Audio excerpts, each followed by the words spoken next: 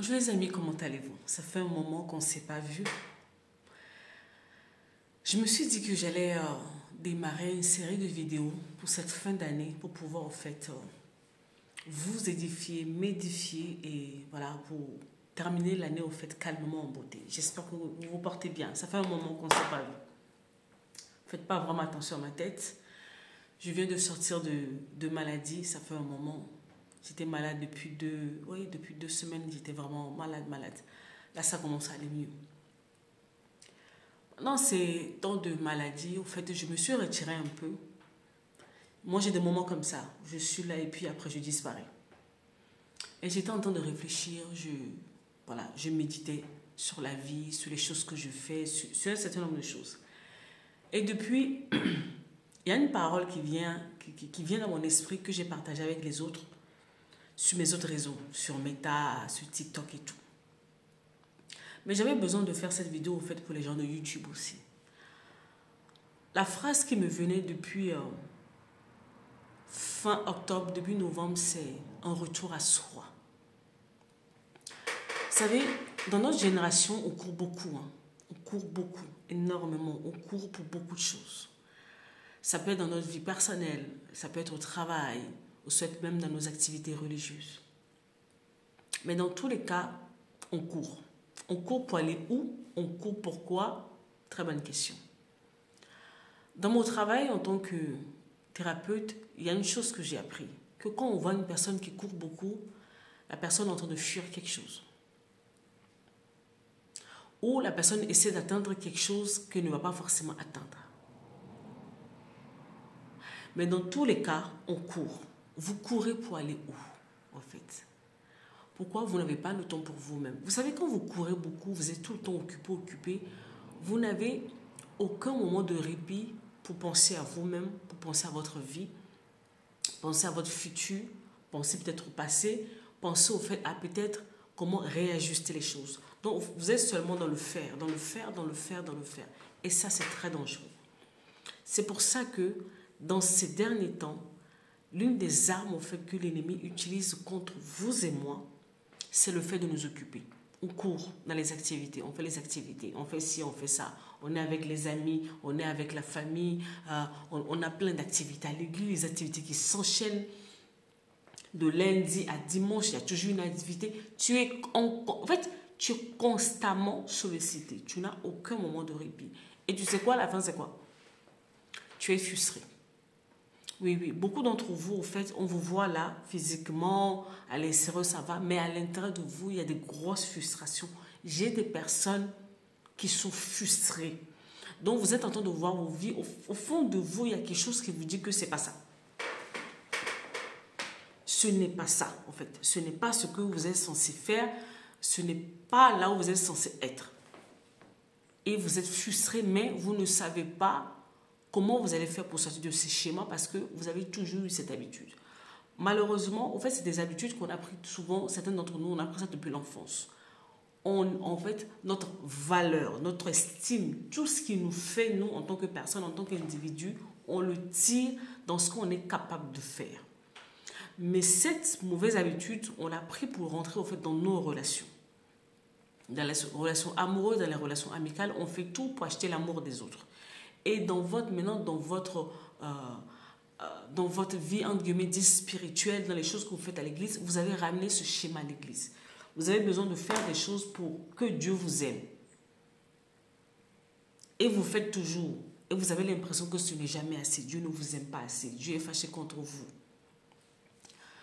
Et genre, tu as besoin de faire telle chose pour que Dieu t'aime, pour que Dieu puisse te bénir, pour que Dieu fasse ci. Donc, tu regardes ta vie, tu te dis que non, si ma vie est dans cet état-là, c'est parce que je ne fais pas assez de choses pour Dieu. C'est pour ça que ma vie est dans cet état. Ma vie est dans cet état. Et vous êtes dans une culpabilité constante. Et vous êtes frustré parce qu'au fait, vous vous retrouvez, c'est comme si vous vous retrouvez au fait devant une personne qui n'est jamais satisfaite. La question que j'aimerais te poser, c'est que est-ce que tu connais réellement ce Dieu pour lequel tu cours tout le temps? Est-ce que tu le connais réellement? C'est la série que je démarre avec vous. On a dit un retour à soi.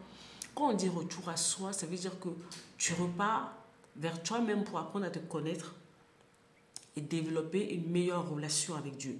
Je ne suis pas en train de te parler de toutes les activités spirituelles que tu fais. Je ne te parle pas de ça. Je te parle de ce truc où tu t'assois pour connaître la personne que tu prétends servir, pour connaître la personne que tu prétends faire ceci, cela, cela. Parce que souvent, on fait beaucoup de choses, mais on ne connaît même... En fait, tu ne connais même pas le cœur de la personne qui est devant toi. Tu ne sais pas ce que la personne veut pour toi. Toi, tu veux faire seulement des choses pour pouvoir avoir son amour, pour pouvoir faire bouger sa main. Ça ne marche pas comme ça, en fait. C'est pour ça que tu es frustré. Vous savez, il y a quelques années, j'étais à l'église et c'était arrivé une saison de ma vie où j'avais beaucoup de défis personnels. J'avais tellement de défis personnels et je ressentais fortement en moi que je devais me retirer. Je devais me retirer de tout ce que je faisais, au fait, pour aller chercher Dieu réellement, en fait. Un jour, je dormais, j'ai fait un songe. J'ai fait un songe, j'étais devant une personne, en fait, j'étais devant une personne qui était sur une croix. Et la personne me parlait, je voyais la bouche de la personne me parler. Mais il y avait une foule autour de moi qui faisait que je ne comprenais rien à ce que la personne me disait. Quand je me suis réveillée, j'ai commencé à poser la question au Seigneur, mais qu'est-ce que tu veux me dire? Il me dit, mais Noélie, en fait, je veux te parler, mais il y a trop de bruit autour de toi. Tu cours tout le temps, tu es tout le temps dans les activités, mais à quel moment tu m'écoutes? Vous savez, il y a des saisons de votre vie où vous devez apprendre à écouter Dieu au travers des hommes, de ses serviteurs, de ses servantes. Mais il y a des saisons de votre vie où vous devez vous asseoir avec Dieu vous-même. Mais vous êtes tellement occupé à faire des choses que vous n'avez pas le temps de l'écouter. C'est comme l'histoire de Marthe et de Marie dans la Bible. Il y en a une qui s'est assise au pied du maître pour l'écouter, pour grandir. Parce qu'au fait, vous voulez voir le changement, vous voulez voir les transformations dans vos vies, vous pensez que c'est dans le faire. Non, c'est dans l'être. Et l'être vient d'où? C'est quand tu t'assois au pied du maître et que le maître t'enseigne. Le maître met un certain nombre de choses à l'intérieur de toi qui vont te faire grandir, qui vont venir nettoyer au fait toutes ces zones d'ombre, toutes ces saletés, toutes ces choses qui sont à l'intérieur de toi. C'est à ce moment-là que tu grandis au fait. Mais nous sommes persuadés au fait que pour grandir, il faut faire. Non. Et je suis tombée dans ce schéma-là il y a quelques années, nourrie par les paroles que je recevais autour de moi. Parce que je me rappelle, il y avait une maman qui m'avait dit, oui, c'est l'œuvre de l'Éternel qui te bénira. Et c'était une saison où je n'étais plus trop présente, au fait, en guillemets, au service à l'église, parce que j'avais besoin d'écouter Dieu pour ma propre vie. Les choses n'allaient plus bien, en fait. Donc, je me faisais un peu plus rare, en fait, que d'habitude. Et quand la maman m'avait donné cette parole-là, c'est l'œuvre de l'Éternel qui te bénira, ça m'a plongé dans une culpabilité. Je me suis dit, au fait, que si je rencontre des défis à ce point, c'est parce que je ne fais pas le service. J'ai commencé à culpabiliser. Donc maintenant, il y avait une dualité à l'intérieur de moi, entre ce que je ressentais, ce que je me disais dans le sens où me retirer pour pouvoir venir l'écouter pour les défis de ma vie, et ce que la maman me disait dans le sens où, si tu as tel problème, c'est parce que tu ne fais pas ci. Ouais, j'ai été tiraillée, et j'ai été perdue, j'ai beaucoup culpabilisé pendant des années, je pensais que Dieu était fâché contre moi, et que c'est pour cela que les mauvaises choses m'arrivaient. C'était compliqué. En fait, c'était un grand foutoir. C'était vraiment un grand foutoir dans cette période de ma vie. Jusqu'à ce que, vu que je suis une personne assez têtue de nature, je me suis vraiment retirée pour aller écouter Dieu, en fait. Vous savez, quand vous apprenez à écouter Dieu par vous-même, pour vous isoler, pour pouvoir écouter Dieu vous-même, pour votre vie, pour un certain nombre de choses, vous sortez de là, vous n'êtes plus la même personne, en fait. Vous n'êtes plus du tout la même personne. Vous recevez des choses que personne ne peut vous enlever. Oui. Vous recevez des choses que personne ne peut vous enlever, des choses que vous allez garder à vie.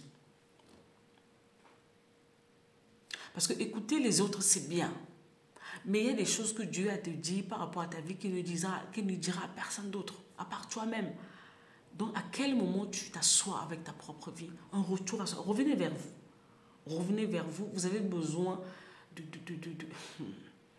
Pendant toute cette période, vraiment jusqu'à la fin de l'année, que Dieu me fasse grâce, on va faire des vidéos par rapport à ça, un retour à soi. Revenez vers vous, asseyez-vous, arrêtez de courir. Oui, je sais qu'on va te dire, oui, je sais que... Mais par moment, posez-vous la question, vous voulez plaire aux hommes ou vous voulez plaire à Dieu? Vous voulez voir votre vie changer ou vous voulez plaire aux êtres humains, en fait?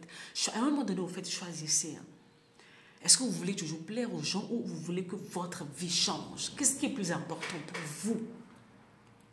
Qu'est-ce qui est plus important? À un moment donné, je me suis choisie. Un retour à soi, c'est ça aussi. C'est se choisir. C'est vraiment écouter cette frustration intérieure qui te dit au fait qu'il faut que ça change, il faut que ça bouge. Ça fait depuis des années que tu fais les mêmes choses. Vous voyez là, bientôt c'est la fin de l'année. Tu vas encore enchaîner les programmes de retraite, de veillée, de tout ce que tu veux. Et tu vas sortir de là, il n'y aura rien. Et année après année, tu es frustré, tu n'es pas bien. Mais tu continues à courir, tu continues à courir, tu continues à courir. Pourquoi? Parce que tu ne sais pas t'arrêter à un moment donné pour écouter Dieu pour ta propre vie. Vous savez, j'écoute au fait des enseignements, j'écoute des choses autour de moi. Mais à un moment donné, je m'assois avec moi-même et avec Dieu. Parce que c'est mon Père en fait. Apprenez à connaître cette personne que vous prétendez, en fait, vous prétendez servir. Et quand tu vas l'écouter, tu vas apprendre à te connaître en même temps. Parce que pendant que tu t'assois au pied de Dieu, Dieu ne te fait pas seulement le découvrir lui. Tu parles à la découverte de toi-même. Il y a des choses que Dieu va te dire sur toi-même. Tu vas dire, yeah! Ah bon, il y avait tout ça là. C'est important. Que ce soit dans le bon ou dans le mauvais. C'est là où le ménage se fait. C'est là où la transformation arrive. C'est là où Dieu pose un certain nombre de bases, de fondements. Parce que beaucoup d'entre vous, vous courez dans tous les sens. Mais vos bases ne sont pas solides. Vos bases ne sont pas solides. Au fait, vos bases ont été bâties par rapport à ce que vous avez entendu par-ci, par-là. Mais si on te dit, tu vois, mais maintenant, qu'est-ce que Dieu t'a dit par rapport à ta propre vie? Tu es incapable. C'est dangereux. Parce qu'il suffit juste d'un vent qui souffle. Et on t'a perdu. Tu vois un peu le truc. Un petit vent et on t'a perdu complètement, en fait. Un retour à soi. Un retour à ta personne. Un retour où tu t'assois, tu te questionnes sur ta propre vie, de tout ce que tu as fait, là où tu en es, faire le bilan, apprendre à connaître Dieu, réajuster les choses dans ta vie. C'est ça, en fait. C'est ça. Tu en as besoin, j'en ai besoin, nous en avons tous besoin. Mais est-ce que tu as le courage nécessaire pour? Est-ce que tu as le courage nécessaire? Je te mets au défi. Tu peux me laisser en fait un commentaire pour me dire ce que tu en penses et surtout cette série que je démarre, si tu aimerais qu'on puisse continuer parce que je pense qu'on a beaucoup de choses à dire dans cette série de retour à soi. Ma génération, on court beaucoup. Mais on court pourquoi exactement? Je ne sais pas. Mais ce qui est sûr, on court. Et on est rempli de frustration, on est blessé, on est amer, on est aigri. Mais tout ça là, couvert de faire. Ta vraie vie n'est pas dans le faire. Ta vraie vie est dans le être. Apprendre à être, apprendre à devenir. C'est ça le plus important. Je te souhaite une belle journée. Surtout, n'oublie pas de partager cette vidéo à une personne pour pouvoir l'aider au fait. Bye bye. Prochain épisode.